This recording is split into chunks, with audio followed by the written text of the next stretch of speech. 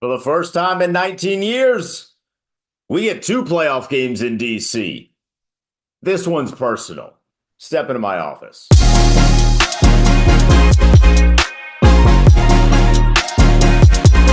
Welcome into Denton's office, your favorite Commanders YouTube show. 2024 was the year of hate. You had Cat Williams to start the year off. You had a rat beef in the middle that then one side never let go of.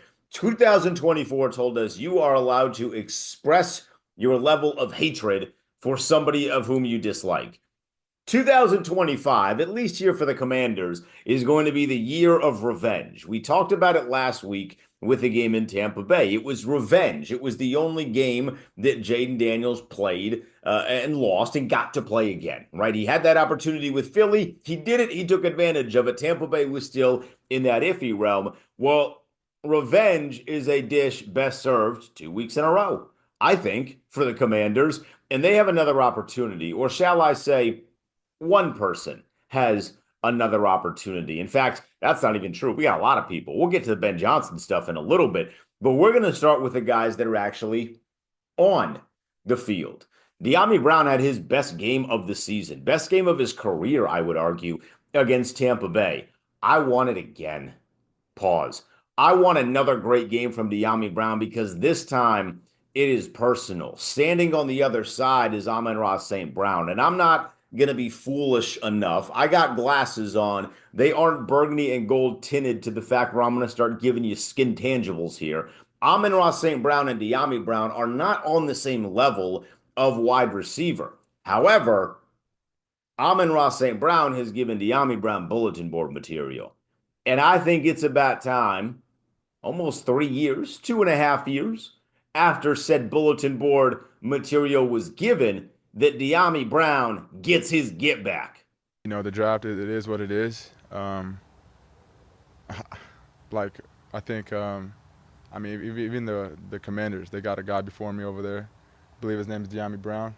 I don't know how many catches he had. You guys can probably tell me that, or how many yards he had, but I don't forget things like that. I see him across the sideline from where I'm standing during the game, and I'm going to give every team hell. Yeah, I didn't see him in the game much. So you heard Amon-Ra St. Brown there. That was not very nice. There was not a whole lot of pleasantries in that, and it kind of felt like it was out of nowhere. I don't know about you. I'll put my left hand up. I'm kind of tired of the Amon-Ra St. Brown who was drafted in front of you bit. I think after your rookie season, you should probably let that one go. It feels like this dude does that every single time they have a primetime game. They just never let go of it. But I do want to recycle something that he said in there. I'm going to play just this small bit back. I think, even the Commanders, they got a guy before me over there. I believe his name is Dami Brown. You believe? That is next level hatred. I told you 2024 was the year of hatred. This dude, Amon-Ra St. Brown, was hating heavy in 2022. He was ahead of the game. You believe his that I have sat through about 12 to 15 different packages of this dude naming every single wide receiver that was drafted in front of him. But now he wants to get at the microphone 2 years ago and go, I believe his name was Dami Brown. You believe his name was Dami Brown, but he didn't have any catches? Get out of here with that mess. If I'm Dami Brown, this is playing on a loop because all those years ago, that was a very different Commanders team from the setup on the field, from the quarterback, from the coaching staff, from the personnel. You name it. Dan was still there. It was Ron. At that point, it was Scott Turner. You know what I mean? So Dami Brown is now in a much better position. He's starting to develop a rapport with Jaden Daniels. He is becoming a number 2 option. He is stepping up to fill the hole that Noah Brown had left with the injury.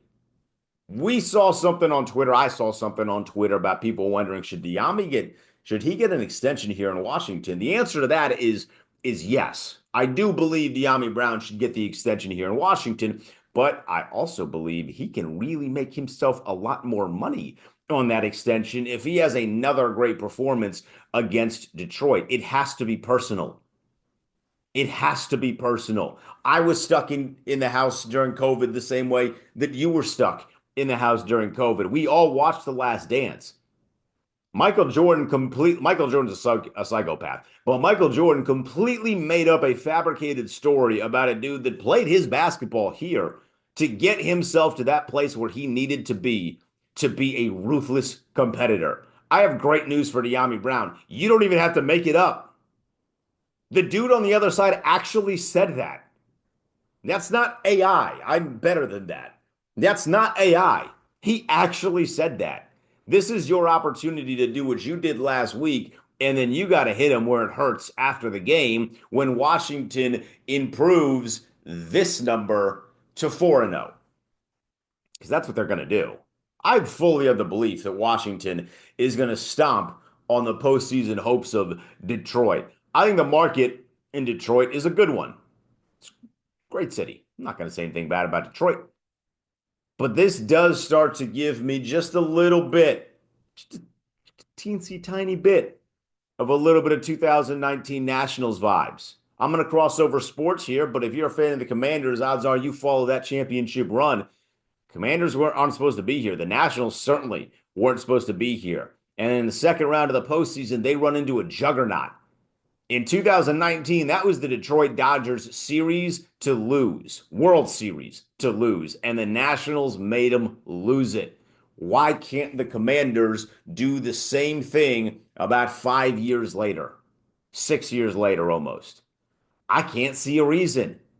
You got the stud quarterback. All your defense needs to do is get one stop. Now, more than one stop would be beneficial. I would love that. You would love that. All you got to do is get one stop. Your offense proved in the playoffs, you don't have to punt. I don't want to see Tressway unless he's holding the kick. I like Tressway a lot. He looks really good. He got those arms out there, takes it, holds it, pop that little finger on it. That's when he's at his best. I don't want to see him punting the football at all. Detroit's defense is banged up.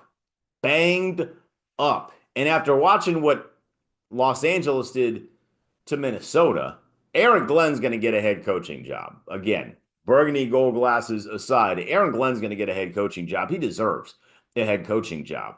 But I felt way different about the way their defense played about Minnesota 2 days ago than I do sitting here today after having watched that Monday Night Football game. And you realize maybe Sam Darnold was the problem there.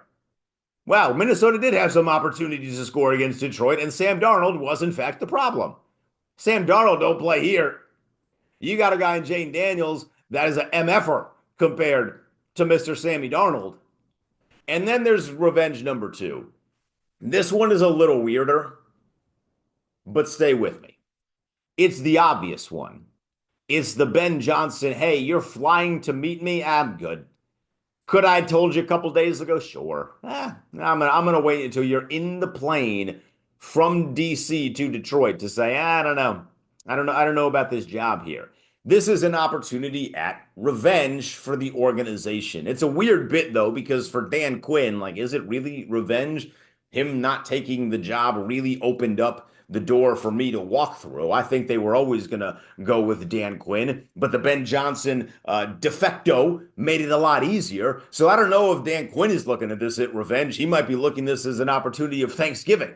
Thank you for being dumb enough to not take this job so I can take this job and make a lot of history in taking this job. But that is another angle to look at, because how great would it feel to stomp on the postseason hopes of Detroit with De'Ami Brown playing well in the process, the guy that 2 years ago, Amon-Ra St. Brown believed his name was De'Ami Brown. You can solidify that and say, no, his name is De'Ami Brown. And then on top of that, you beat the guy that said that this organization was not up to no good because they got too many basketball guys.